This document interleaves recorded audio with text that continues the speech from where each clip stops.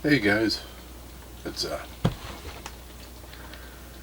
11:37, half hour before deadline.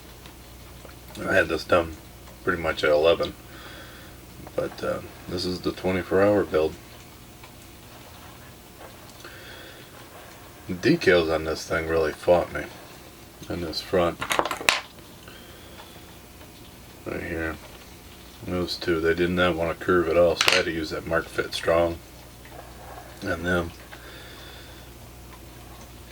So I ended up stripping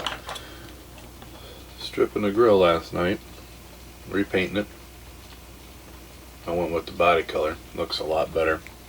That red was kind of like just a little too different, too wild.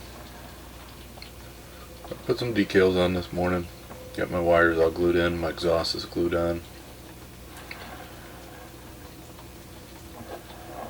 I did glue the top permanently on because that windshield's so soft,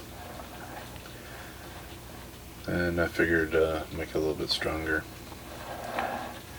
Also, I don't know if I said anything, but on the back of the seat I had that whole thing painted the color of the seat. Well, I masked it off, sanded that off, and painted that as well last night. I'm very happy I did because that was driving me nuts. So this is a relatively old kit. I believe it originated in the 60s, early 60s.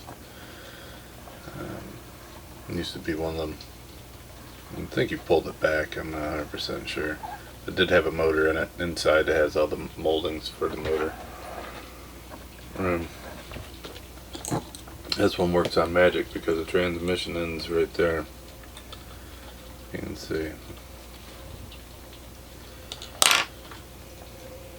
And then on the inside there is no tunnel. Let me see if I can zoom in and show the gauges.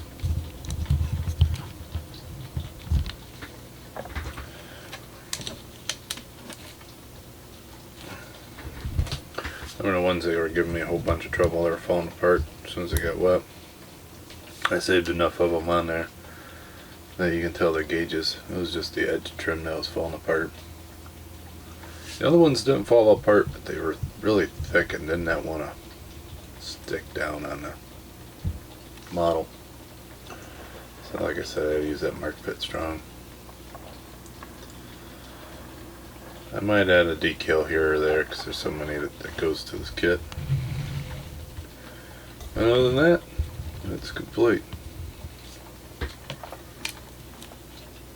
So until the next build, I'll see you guys later. Have a good one.